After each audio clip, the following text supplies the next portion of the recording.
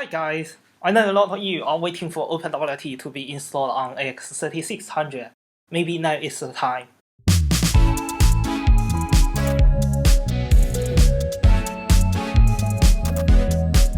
The hardware on AX3600 is very powerful.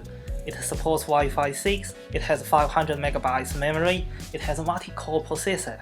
Must be very interesting if we run OpenWRT on the device. But officially it is not supported yet. They are still working on it. Then I found there is another OpenWRT repo on GitHub claims that it already supports AX3600. It is not the official OpenWRT repo. I don't know how they get it to work with the chip, but still worth a try.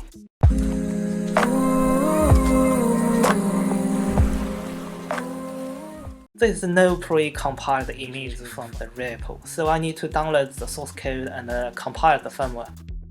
A few days ago, I have made a video about the compiling job. Please check that one if you have no idea about the compiling procedure. I just downloaded the source code with the git command, cd into the directory. The directory name is LEDE, not OpenWRT this time. Then update the feeds.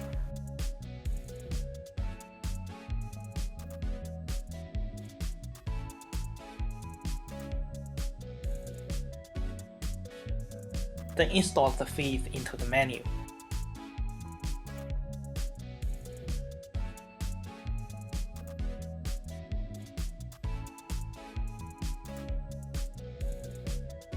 Now open the Make menu to select the modules.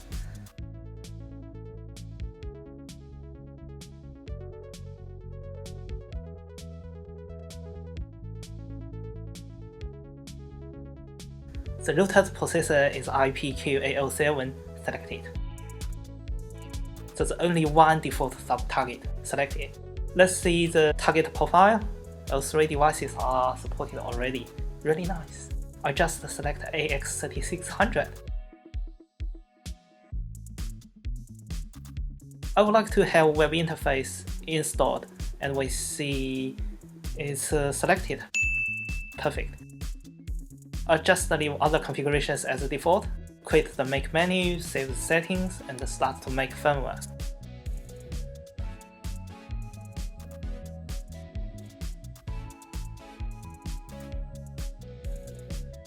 Tomorrow. Okay, it takes long enough to compile the firmware. Now we finally get it.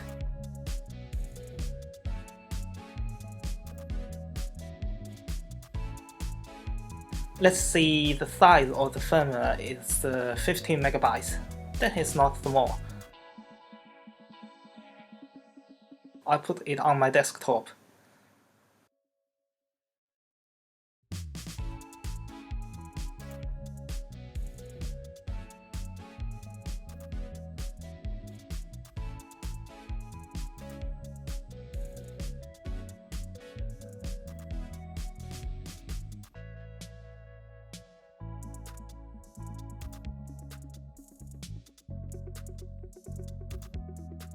But does the firmware really work?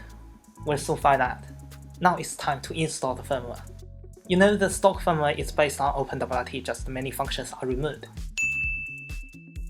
We can try to get SSH access or the stock firmware, then install OpenWRT from the stock firmware.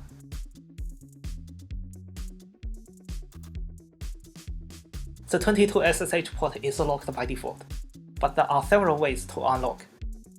I take the JavaScript code method. It's very easy, because JavaScript is supported by all web browsers.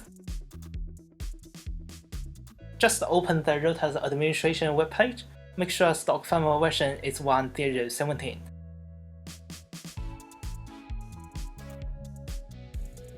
Open the JavaScript console on web browser.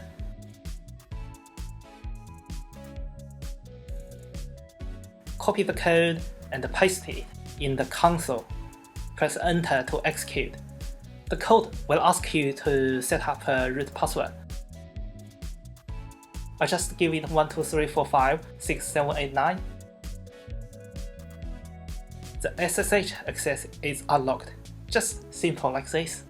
Actually, you can get SSH access in this way for many devices. I have also made a video for Redmi AC2100 this week, you can check it out as a reference. After SSH is unlocked, first thing first, we need to unlock the serial console. You should know why this step is important, right? You can debrick if things go wrong. Just these commands could do it.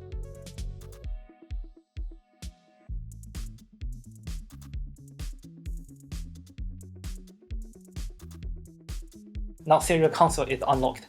We take a look at the partition layout.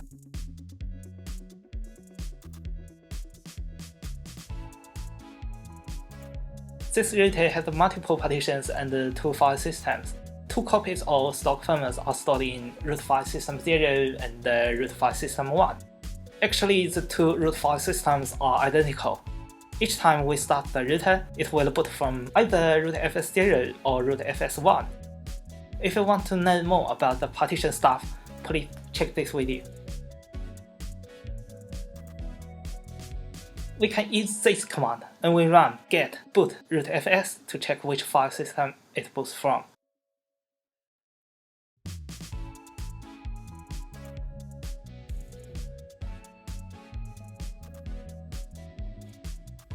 Okay, my router boots from root file system 1 by default.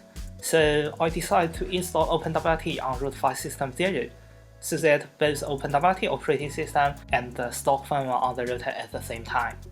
If your router boots from root FS0, then you can definitely install OpenWRT on root FS1.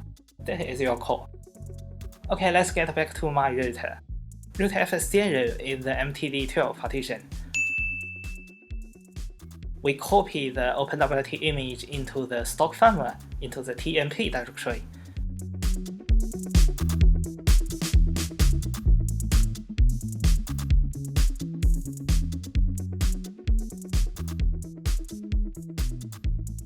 We just use this ubiformat command to write the OpenWRT image.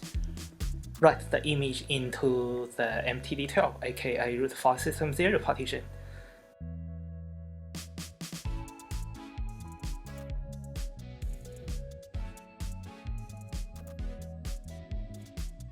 Now the OpenWRT image has been flashed into root FS0. We need to configure the router to boot from root FS0. Otherwise, it still boots from root FS1, which is the stock firmware, alright? Just issue these commands, the router will know where to boot from.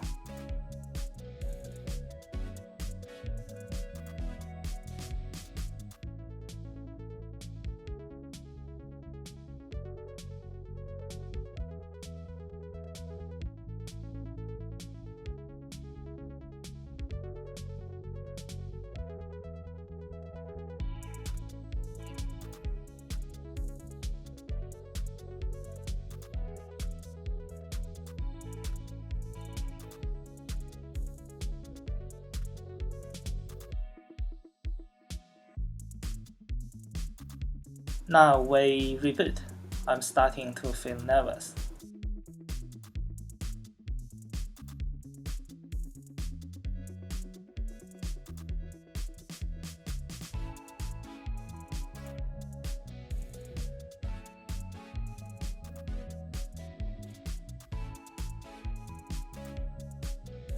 Oh, finally we get an IP address.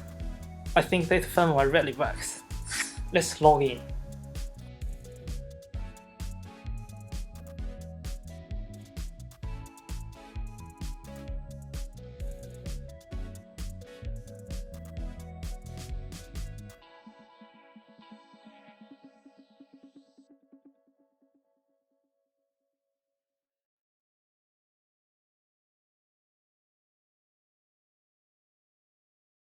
Oh, the language is Chinese?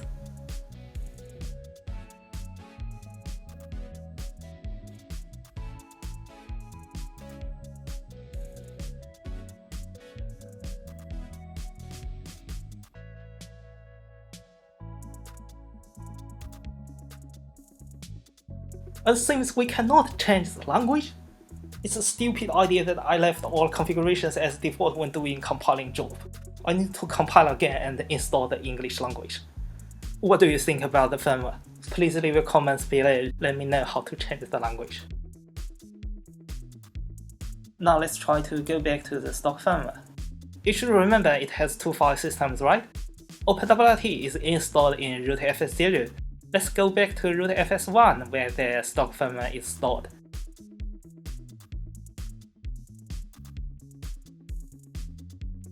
In OpenWRT, we need to issue these two commands to boot from root file system 1.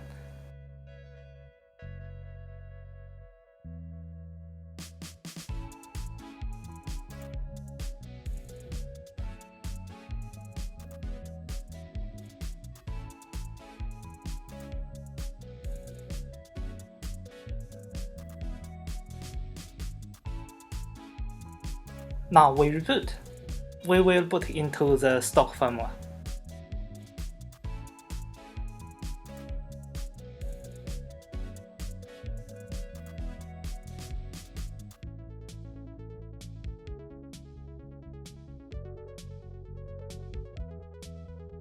Very interesting, right?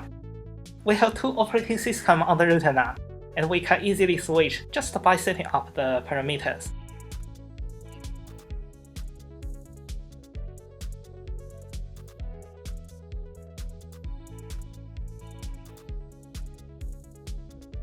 Okay, that is all for this video. In the end of the video, I should say thanks to the developers.